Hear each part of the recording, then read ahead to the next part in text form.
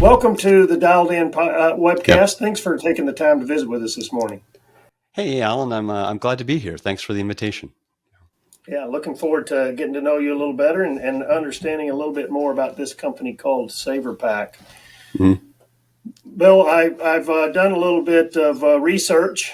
You're a fascinating guy. You have Oh, done some pretty amazing things during your career.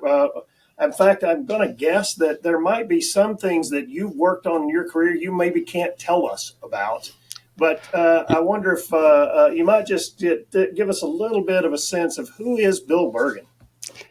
right. So Alan, my career really has always been in aerospace and defense. I've been sort of a reluctant entrepreneur. My day job is pretty sweet. It's a lot of fun, very interesting, and that's aerospace and defense. So I've certainly worked on like pure rocket programs. Nothing as trendy as SpaceX or NASA, but I've worked for Aerojet, Orbital, and Pratt and Whitney. Both of those are pure like rocket engine companies. I can't talk at all about the Aerojet work I did, but the Orbital work I did. No, you're absolutely right. You get a paycheck, but you got to sign. Top secret is not a joke, and it's never been a problem for me compartmentalizing my work. You just learn to not talk about work. It's what I've done my whole career, since I first started. So a lot of I'll say regular aerospace stuff, not rocket stuff. That'd be with Northrop Grumman and even Pratt Whitney and Boeing and McDonnell Douglas. Yeah. Airplane systems. Stratolaunch would be so that's the largest airplane ever made in the world. Stratolaunch was funded by Paul Allen. It's a massive airplane, 138 yard wingspan. You can literally play football on the wing. So that's I was chief systems guy on that out in Mojave. That airplane, it launches rockets, doesn't it, or something like that? I don't know. Right. So it's and I was in charge of the rocket systems that are being mounted to it, as well as the systems on we call it the mothership. So that'd be hydraulics, pneumatics, fuel, anti-ice, all that stuff. So and how long in that career, Bill? You've been doing that for So like 30 years. I mean, 30 years building I rockets. Yeah. invented. Yeah. And I still consult in aerospace and defense. I do enjoy it. Yeah. So, Bill, I was talking with a friend of yours, Scott Nelson, who you Yeah. probably know pretty Yeah. well, Yeah. and he was telling me that SAVRpak actually has a lot to do with soggy lunches. Can you tell me a little bit about how did we go from rocket science and aerospace to soggy lunches and suddenly SAVRpak? Right. Well, you're right. There is a connection. So I was working on this DARPA project. So DARPA is a black research funded, defense program. Um, and my office was 5 stories underground. And so I wasn't really going out for lunch. I even getting to the cafeteria was a hike. So I would brown bag it. I'd bring my lunch to work and uh, I would notice when it was lunchtime that my salad, my lunch was covered in condensation. If anybody's experienced spinach when it gets damp like that, it gets slimy. It's inedible. And so the first time I experienced that with my lunch, I immediately recognized the problem and then the solution, because my background, one of my specialties is thermodynamics. So I saw this condensation. I'm like, oh, you know what? I gotta make this thing. It'll be a cold substrate. That'll be absorbent. I'll put that in my lunchbox. It'll force condensation, and my salad will be saved. And so I basically I didn't do any R&D. I just you know the epiphany and problem and solution all at once. I made basically a SAVRpak that night in my kitchen, and I started using it. And I used it every day for many years. I mean, like 15 years, I ate my lunch like this. Just, I'm like, I won. My lunch is great. I didn't do a victory lap. I didn't tell anybody. I just ate my lunch like a happy idiot. And while punching the clock at a corporate aerospace job. And it wasn't until DoorDash and Grubhub and these things became so common that I saw the application with food service. And so this is what I'm like, what? I'll file a patent for this technology that I've created, and then the patent was approved. And so all of this is kind of me being a reluctant participant, a reluctant entrepreneur. I got the patent. I'm like, well, the next step is to validate. And so I applied to Smart Kitchen Summit in Seattle. It's a food tech venue. I was shocked that I was accepted to pitch. They had I think 10 or 12 teams, startups, to pitch their food tech solutions. And then I was even more surprised to win. So, I was going up against classic, like I'll say hard tech, augmented reality, virtual reality, AI, wireless, robots, hologram menus, it's like serious tech. And I won. And talking to the judges afterwards, they were unanimous. It's like, look, I don't need a hologram menu. I need to eat better food. I need the food going into my face to taste better. And so it was that great validation, so really something. So Bill, I got to imagine you're a scientist. You're doing great things, working for companies, DARPA, doing things that are pretty amazing, but you're in this corporate world.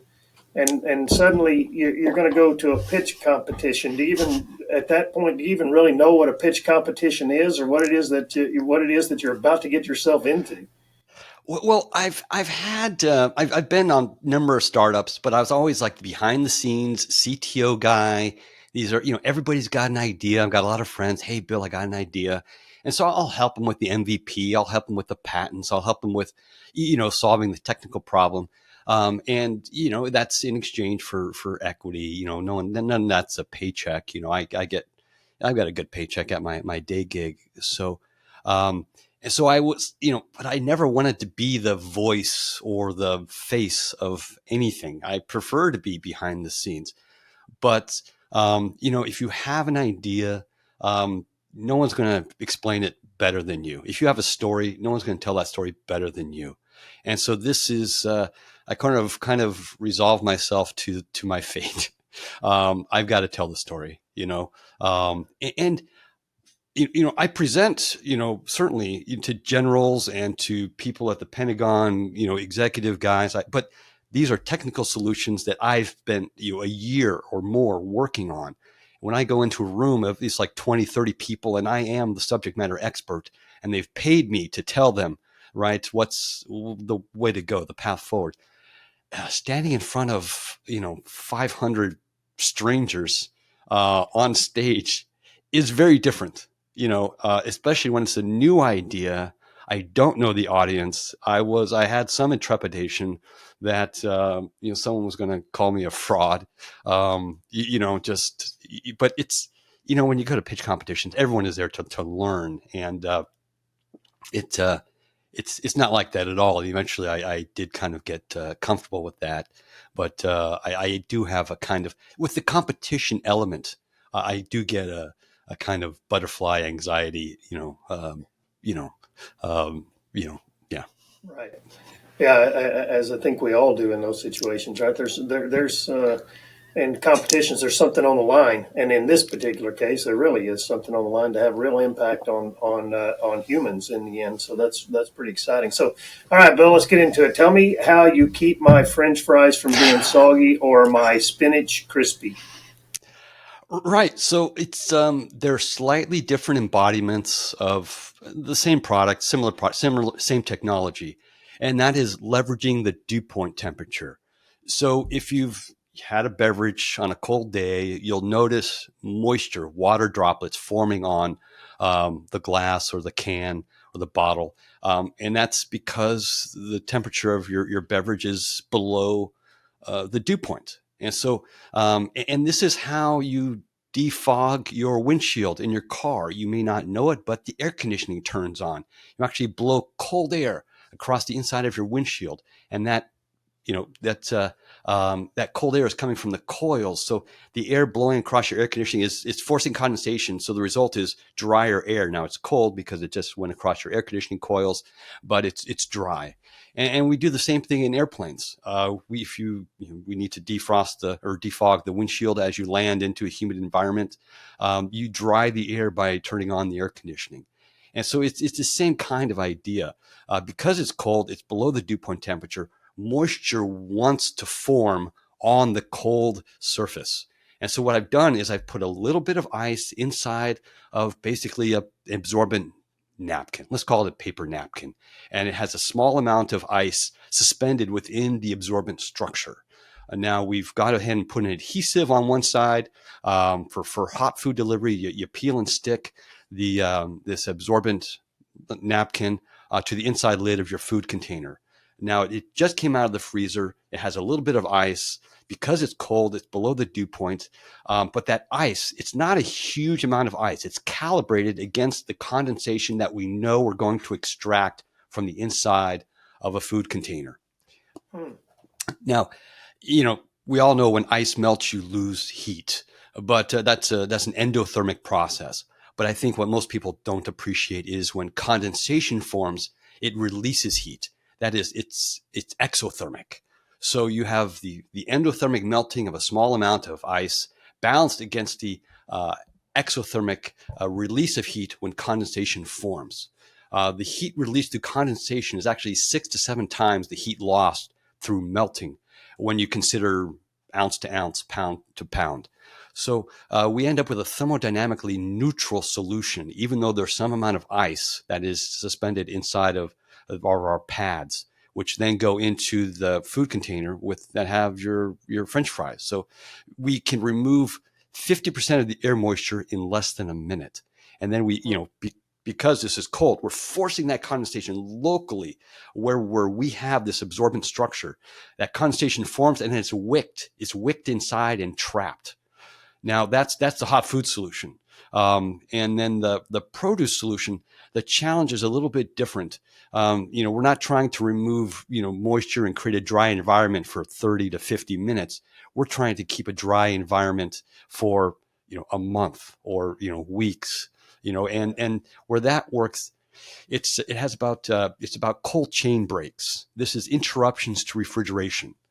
Produce is refrigerated from harvest to retail, and then from retail after purchase to the home where it goes into your refrigerator. There are many interruptions between harvest and retail. You can call them border stops. You can talk about refueling. The truck driver needs to get a little relief or eat or something like that. And every time you have this loss of refrigeration, you have rapid condensation. And this is where the moisture inside of the SAVRpack is not frozen. It goes in the packaging at ambient, but it gets refrigerated along with the produce. And so so we're not pre-gaming the pad like we did with the hot food delivery, where we freeze it before we peel and stick it inside. And the produce solution can be a drop-in. We could use the adhesive as well. We can put it up high. We can put it down low. That doesn't matter. But it's below the dew point temperature when you have these interruptions to refrigeration. You have outgassing, you have the produce heating up, and this is where that condensation is, again, forced onto our pads. After 30 minutes or so, refrigeration is generally restored. Our pad is, again, refrigerated and chilled, ready for the next interruption. And so we can have many interruption cycles, many condensation cycles, and we have more than enough capacity to absorb all the condensation created during those interruptions. Drier air stifles the microbial activity, and it's that simple. So that's how we impact produce. Okay, that's fascinating. And I read, Bill, that you tested and sent produce from Chile to China on a ship. Yeah. That's a pretty big SAVRpack, it seems to me. Yeah, so it's we work with smaller packaging. We can create a pallet sized solution, but generally packaging the consumer sized packaging is generally done at the farm. There sometimes they do final packaging at the destination, but for that trial that was done, it was they were packaged for retail, and so that's when they left Chile. Okay, and by the time they got to China, they're in good shape. Yeah. We so again, this is it's an alternative to air freight.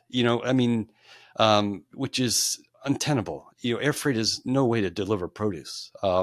So yeah. So yeah, it's expensive. So tell me, Bill, why is this an important problem to solve? Well, I'll tell you. Um, Post-harvest shelf life extension. Food waste. I mean, it's this is the problem. Food waste itself is a $2.6 trillion a year global problem, and anything we can do to knock that down. We're not just talking about the food loss. We're also talking about the greenhouse gases that are a result of that food loss. It's somewhere between 8 and 15% or higher, depending on who you ask, is the percentage of greenhouse gases created from just food waste. And we're also talking about creating opportunity for rural farms. So smallholder farms can't get to market because their produce goes bad before they get to market. And then the other side of that coin is food deserts. Food doesn't last long enough to make it to these underserviced communities. So if you can make produce last longer, you can affect both of these sectors are somewhat disenfranchised. You have the smallholder farm who cannot get to market. Then you have the food desert who cannot. These people in these food desert communities can't. They're not serviced because the food just doesn't reach them. So if you can make food last longer, you can increase the business case and the opportunity. You can make the business case so produce can be introduced into these food deserts, but then also the smallholder farm can themselves reach those markets that were maybe too far to reach before. So fascinating, Bill. Relatively simple technology, not simple. The science is complicated, but this is solving a real problem around the world that's very, very important. Food waste. If we're going to continue to feed as many people as we're trying to feed on this planet and stop people from being calorie deficient, this is a great part of an overall big problem. I think I've heard you say this before. I've heard you somewhere else say, well, we're not going to solve food waste by ourselves at SAVRpak, but we're a good part of the solution. We have a real solution to help with part of it, and I think that's really a noble cause. Thank you. To be working on such an important problem. Now, Bill, I got to tell you, I'm at Purdue University, been here a long time, work with a lot of scientists all across this campus, some really brilliant people, right? But we often have this conversation, technology is not a business. Right. Tell me a little bit about a scientist who has a great solution and a technology.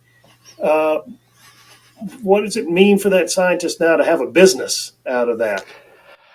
Yeah, well, I'm telling you, I don't want to be the business guy. I said it before. I'm kind of the reluctant entrepreneur, but I have to rely on my team. There's no question about it. I did not want to be the CEO. Now, when I started, it was just me. Of course, I'm CTO, I'm CEO, I'm president. I mean, it's everybody wears a lot of hats. This is, I think, the nature of any startup, and so I do rely on the team. We've got a CEO who's a good. He has a great background in manufacturing and distribution.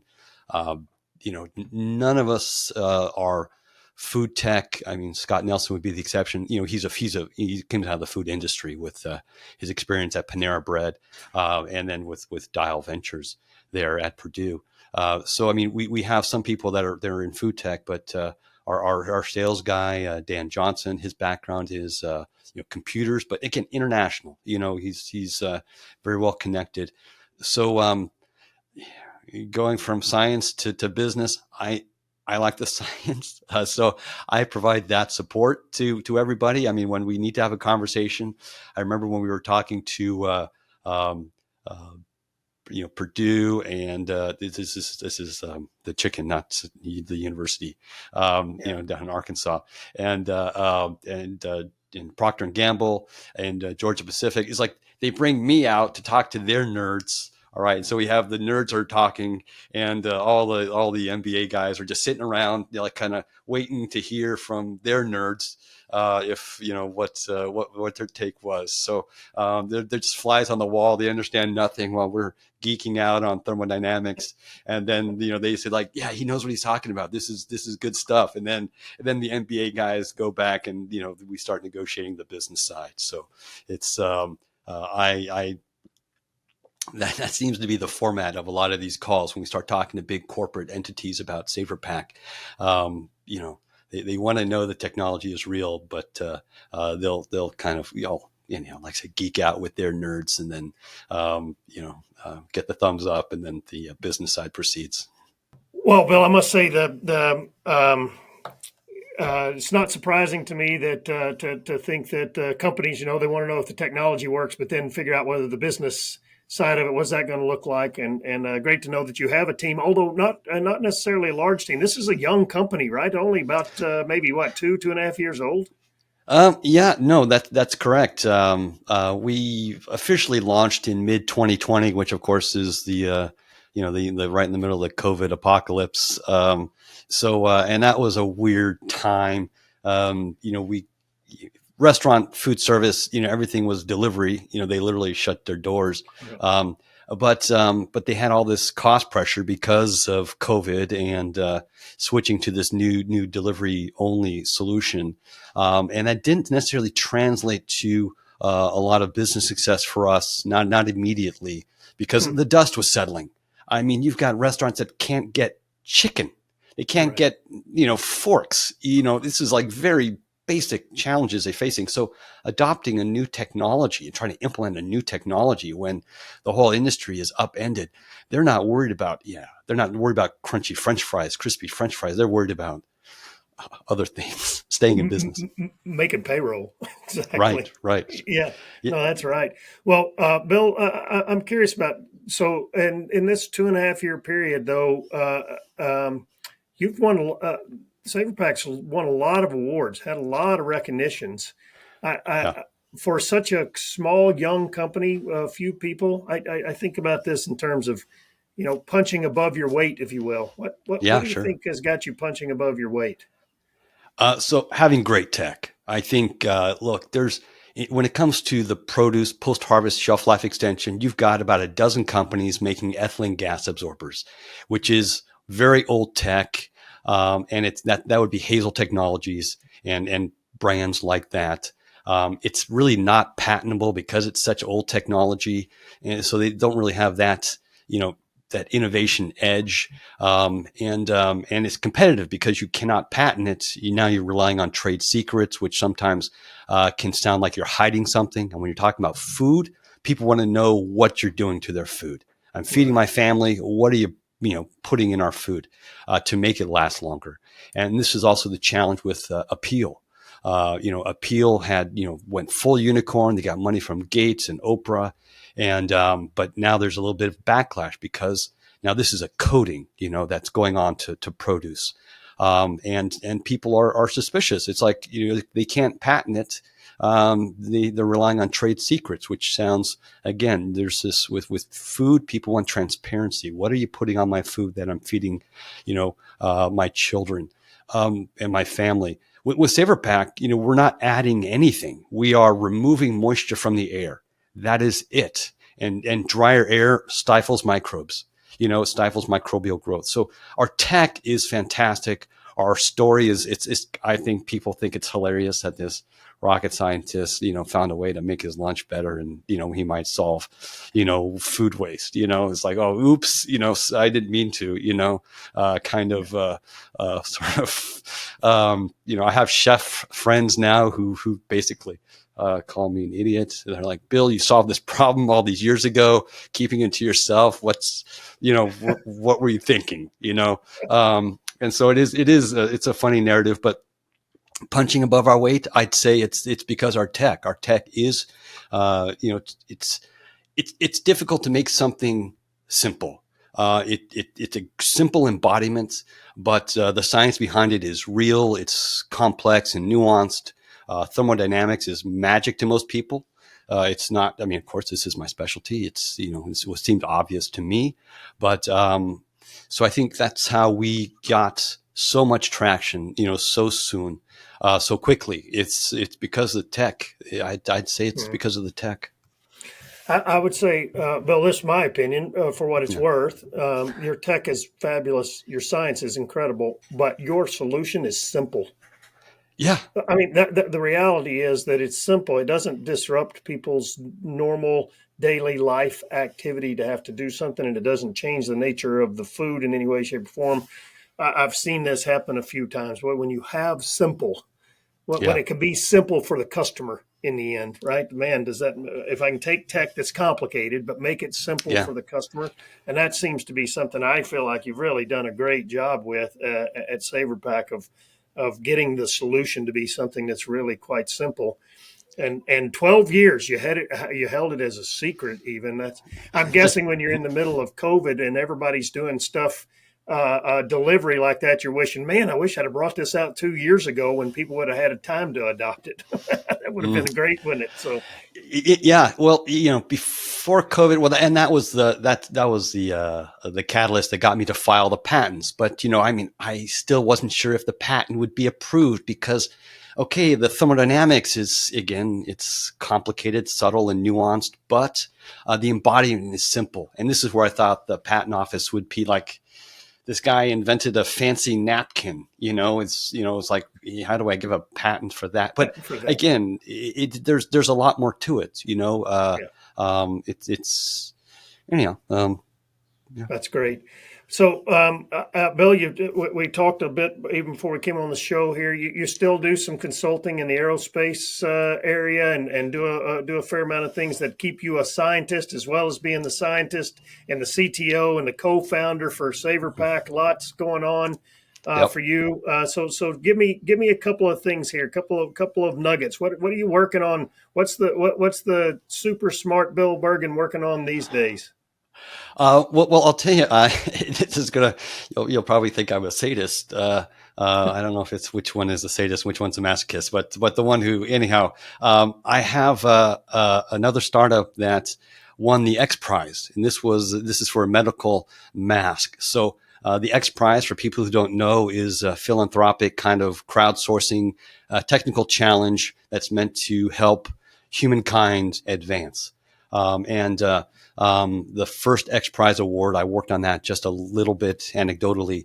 It was a civilian rocket ship, a reusable civilian rocket ship. And so that was the first, and that was a $10 million prize. It was crowdfunded. They got, funding from different sources for the prize.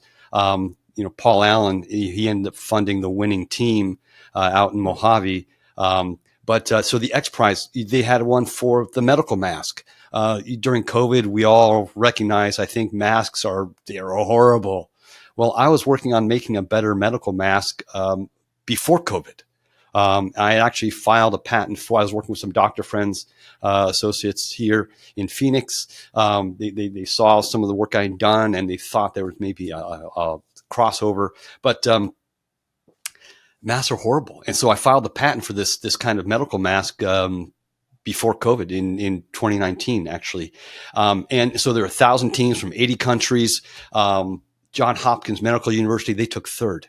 I took first. Me and my buddy Ron Valunian, we took first place with that, and that was $1 million engineering competition to make a better medical mask. That was funded by Jim Cramer and Mark Bainoff, so the Mad Money guy and the Salesforce guy.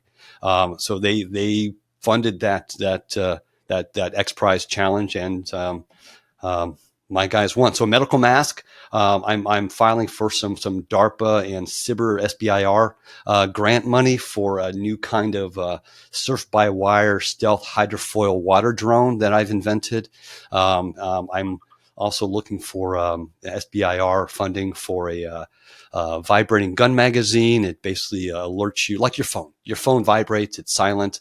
I basically put that into a gun magazine. So when you got 5 rounds left in the magazine, you get an alert. I have got the US DoD is interested in that. I've already got orders lined up, and then there's a civilian market there as well. And and I've got other little things that I'm dabbling into. So, but those are that's the top of the SAVRpak is at the top of the list, followed by some of those other projects. Bill Birgen, the dabbler.